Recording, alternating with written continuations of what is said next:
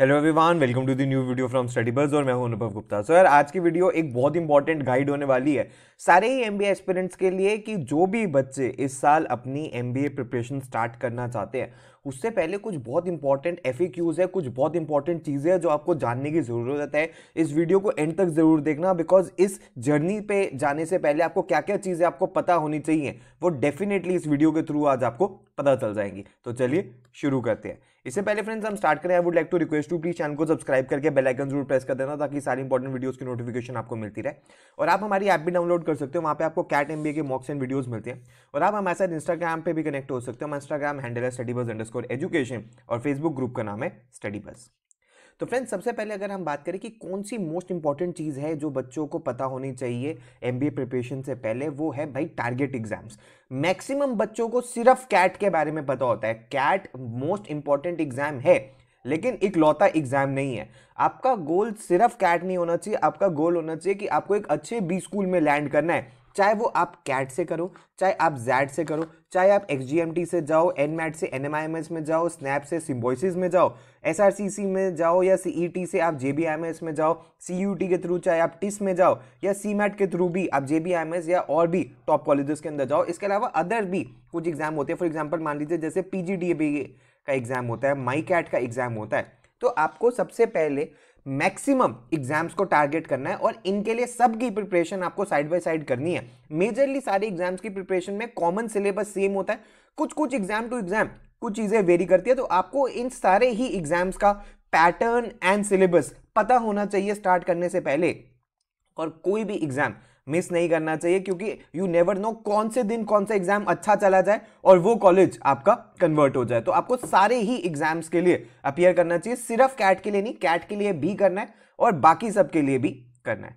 उसके अलावा अगर आप कॉलेजेस में अप्लाई करना चाहते हो और जो कि आपको करना पड़ेगा, उनके बारे में भी आपको इन्फॉर्मेशन पता होनी चाहिए। क्योंकि यहाँ पे ऐसे नहीं होता एमबीए एंट्रेंस में कि आपने सिर्फ एग्जाम का फॉर्म भर दिया और आपका कॉलेज भी हो जाएगा। नहीं, जो जो आपके टारगेट कॉलेजेस है, एंड टारगेट कॉलेज यानी कि रियलिस्टिक टारगेट कॉलेज जो आपका मॉक में स्कोर आ रहा है उसके अकॉर्डिंग, उनके बारे में भी आपको डिटेल्ड मैनर के अंदर पता होना चाहिए। फॉर एग्जांपल, अगर आपका 90 से 100 परसेंटाइल के बीच में आ रही है, 99 परसेंटाइल के बीच में आ रही है, तो उस डोमेन में जितने कॉलेजेस हैं उनके अंदर अप्लाई करने से पहले उनके बारे में कंप्लीट लिस्ट भी आपको पता होनी चाहिए, उनकी सारी रिक्वायरमेंट्स भी पता होनी चाहिए, एडमिशन प्रोसीजर भी पता होना चाहिए, सब चीज़ें आपको इनके बारे में पता होना चाहिए। अगर आप 80 to 90 में हो तो उन वाले लिस्ट के कॉलेजेस के बारे में आपको पता होना चाहिए। इसके बारे में हम टाइम टू टाइम चैनल के ऊपर वीडियोस भी डालते हैं, हर एक कॉलेज की डिटेल्ड वीडियोस भी डालते हैं। तो प्लीज़ चैनल को सब्सक्राइब जरूर कर लेना, बिकॉज आपको हर कॉलेज में सेपरेटली अप्लाई करना पड़ता है। फॉर एग्जाम्पल, मान लीजिए आप कैट का फॉर्म भरते हो, तो कैट के फॉर्म से आप आईएम्स के लिए तो एलिजिबल हो जाते हो,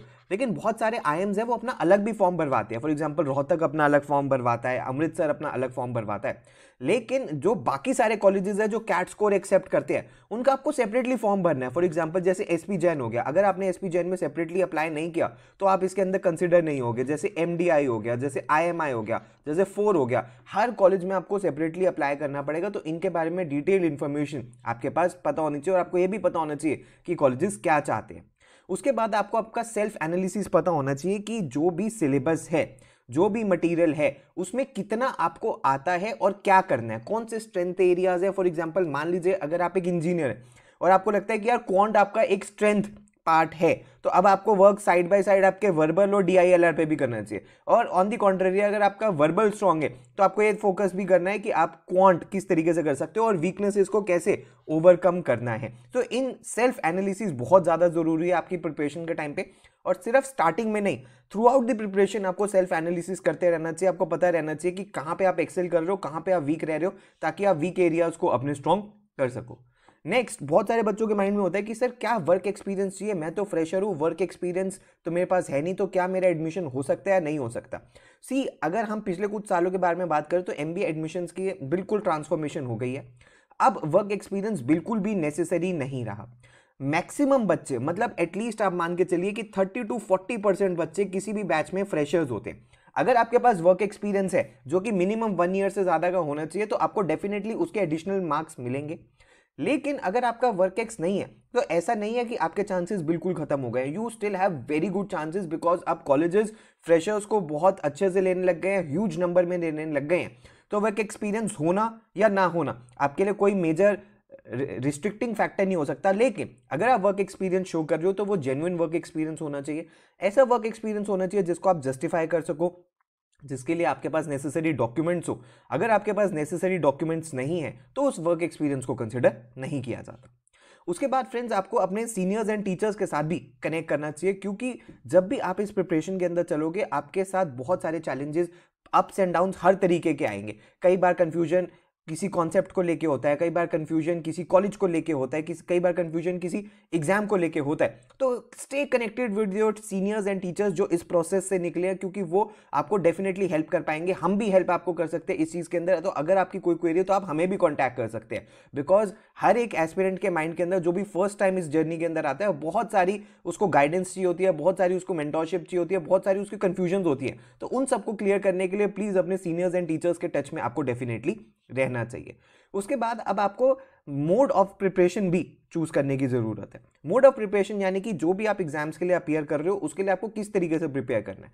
आप सेल्फ स्टडी करना चाहते हो या आप कोचिंग क्लासेस लेना चाहते हो, सी दोनों के ही अपने बेनिफिट्स हैं। सो अगर हम सेल्फ स्टडी के बारे में बात करें कि अगर आप हाईली डिसिप्लिन्ड हो, आप हाईली मोटिवेटेड हो और आपको पूरा कोर्स करिकुलम पता है, नेसेसरी मटेरियल आपके पास है, तो आप सेल्फ स्टडी कर सकते हो। ऑन दी अदर हैंड अगर आप एक ऑर्गेनाइज मैनर के अंदर आपको नहीं पता किस तरीके से करना है, सिलेबस नहीं पता, कंटेंट नहीं है आपके पास, टेस्ट सीरीज नहीं है, आपको चाहिए कि भाई आपको गाइड किया जा सके इस जर्नी के थ्रू, आप तो डेफिनेटली कोचिंग क्लासेस को भी आप चूज कर सकते हो। अगर फ्रेंड्स हम कोचिंग क्लासेस के बारे में बात करें तो हमारा भी बैच अब स्टार्ट हो रहा है जो कि 15 फरवरी से स्टार्ट हो रहा है और 30 नवंबर तक ये चलेगा। इसमें live classes Monday, Wednesday, Friday को होने वाली है 9 से 11 बजे तक। पहले महीने डेली क्लासेस होंगी। 1 मंथ कैट रिवीजन वर्कशॉप्स भी इसके अंदर इंक्लूडेड है। डेली असाइनमेंट्स मिला करेंगे, रिकॉर्डिंग मिलेगी, 24/7 डाउट फोरम मिलेगा, पोर्टल एक्सेस मिलेगा, नेशनल लेवल टेस्ट सीरीज मिलेगी और GDPI वैट की वीडियोस भी मिलेगी। इसके साथ आपको डिटेल्ड एक्शन प्लान भी 300 डेज का मिला करेगा। इसी के अंदर इंक्लूडेड है आपकी ये स्मार्ट बुक्स जो कि कोरियर के थ्रू आपके घर पे सेंड कर दी जाती है। तो अपॉन एनरोलमेंट आप देख सकते हैं कि 11 बुक्स आपके घर पे कोरियर के थ्रू भेज दी जाएंगी। इस बैच की जो फी है वैसे तो 35,000 रुपीज़ है, लेकिन अभी आप अर्ली बर्ड ऑफर में इसको 27,500 रुपीज़ के अंदर अवेल कर सकते हो। अगर आप इसमें एनरोल करना चाहते हो तो लिंक नीचे आपको डिस्क्रिप्शन बॉक्स के अंदर मिल जाएगा। इसके अलावा फ्रेंड्स आपको बहुत ज़्यादा चीज़ जो अपनी प्रिपरेशन के अंदर ध्यान रखनी पड़ेगी वो है कि भाई डिसिप्लिन मेंटेन करके रखना पड़ेगा। अगर आप इनडिसिप्लिन इसके अंदर शो करोगे या डिस्ट्रैक्शंस के अंदर बार बार लॉस्ट हो जाओगे तो आपका एग्जाम क्लियर होना बहुत ज़्यादा मुश्किल है। बिकॉज कोई भी एग्जाम हो, चाहे वो MBA हो या किसी भी टाइप का एग्जाम हो, वो आपसे डिसिप्लिन एंड कंसिस्टेंसी मांगता है। अगर आप डिसिप्लिन शो नहीं करते और अगर आप सोशल मीडिया और बाकी सारी सोशल लाइफ के अंदर बहुत ज़्यादा डिस्ट्रैक्शन के अंदर आप लॉस्ट हो जाते हो तो बहुत ज़्यादा प्रॉब्लम आपके लिए आने के लिए दिख सकती है। तो आपको डिसिप्लिन की हैबिट बिल्ड करनी पड़ेगी। डेली बेसिस पे जो आपको टास्क दिए जा रहे हो करने पड़ेंगे, पढ़ाई करनी पड़ेगी डेली बेसिस पे, मॉक्स आपको वीकली बेसिस पे, मंथली बेसिस पे देने पड़ेंगे। तो इन सारी चीज़ों के लिए बहुत सारा डिसिप्लिन आपको चाहिए होगा। नेक्स्ट, बहुत सारे बच्चे क्या करते हैं कि कॉन्सेप्ट्स एंड बेसिक्स को छोड़ के सीधा मॉक्स के ऊपर और LOD 3 यानी कि higher difficulty level of questions के ऊपर चले जाते हैं और वहां पे उनका कॉन्फिडेंस ब्रेक हो जाता है। तो सबसे पहले आपको ये बात जानने की जरूरत है कि एक 1 स्टेप एट अ टाइम आपको जाना चाहिए। फर्स्टली आपको फोकस करना चाहिए आपके कॉन्सेप्ट्स एंड बेसिक्स के ऊपर, और जब आपके LOD 1 और LOD 2 क्वेश्चन हो जाए उसके बाद ही LOD 3 पे जाना चाहिए या मॉक्स पे जाना चाहिए। जब तक वो नहीं हुए तो सीधा अगर आप टॉप मोस्ट स्टेयर के ऊपर पैर रखने की कोशिश करोगे तो there will be high chances कि आप फिसल के गिर जाओ। तो इस बात का आपको ध्यान रखना है कि कॉन्सेप्ट्स एंड बेसिक्स पे बहुत अच्छे से वर्क करना है, इनके नोट्स बनाने हैं ताकि इन फ्यूचर रिवीजन भी करनी हो तो आप इजीली कर सको। एंड लास्टली, ये चीज बहुत ही एक अंडरमाइन चीज रहती है और बच्चों को लगता है कि यार हम बाद में ये कर लेंगे, बट मेक श्योर कि इस प्रिपरेशन के साथ साथ आप अपना CV और लिंक्डइन प्रोफाइल भी बना के रखो। अब मैं बताता हूं क्यों। CV बनाना इसलिए इंपॉर्टेंट है क्योंकि जैसे ही आपका एग्जाम हो जाएगा आपको कॉल्स आएंगी और वहां पे जब इंटरव्यू और वैट की कॉल्स होंगी तो आपको वहां पे आपका CV चाहिए होगा। बहुत सारे कॉलेजेस भी फॉर्म भरने के टाइम पे आपका CV मांगते हैं, तो आपके पास आपका एक CV डेफिनेटली एक professional CV, good looking CV होना चाहिए जो कि देख के अच्छा लगे कि हाँ प्रोफेशनल मैनर के अंदर बनाया गया है। इसके साथ साथ आपको आपकी लिंक्डइन प्रोफाइल के ऊपर भी वर्क करना चाहिए क्योंकि बहुत सारे कॉलेजेस जब आप अप्लाई करते हो आपकी लिंक्डइन प्रोफाइल भी मांगते हैं। और लिंक्डइन प्रोफाइल से बेनिफिट ये भी है कि अगर आपकी लिंक्डइन प्रोफाइल है तो आप जिस भी कॉलेज में अप्लाई कर रहे हो उसके सीनियर से, उसकी फैकल्टी मेंबर्स से जाके इंटरेक्ट कर सकते हो, वहां से फर्स्ट हैंड इंफॉर्मेशन ले सकते हो जिससे कि आपको पता लग जाए कि एक्चुअली उस कॉलेज का क्या फीडबैक है या उस कोर्स का क्या फीडबैक है या वहां पे फैकल्टीज कैसे है, उस प्रोग्राम का क्या फीडबैक है। इन सारी चीजों के बारे में आपको इंफॉर्मेशन लिंक्डइन के थ्रू मिल सकती है। तो लिंक्डइन आपका यहाँ पे काफी हेल्प करेगा। तो फ्रेंड्स, ये थी कुछ इंपॉर्टेंट चीज़ें जो कि सारे एमबीए एस्पिरेंट्स को ज्वाइन प्रिपरेशन करने से पहले अपने दिमाग में रखनी चाहिए। अगर वीडियो पसंद आई तो लाइक जरूर करना। अगर आपके कोई सजेशंस है तो आप नीचे कमेंट बॉक्स के अंदर डेफिनेटली मेंशन कर सकते हो। प्लीज़ हमारे साथ इंस्टाग्राम पर जरूर कनेक्ट हो जाना। अगर आपको हमारे लाइव बैच में एनरोल करना है तो हमारी वेबसाइट है, यहाँ पे आपको कंप्लीट डिटेल्स मिल जाएंगी। और अगर आपकी कोई भी क्वेरी है तो आप हमें व्हाट्सएप या ईमेल भी कर सकते हो। So thanks a lot, all the best, God bless you.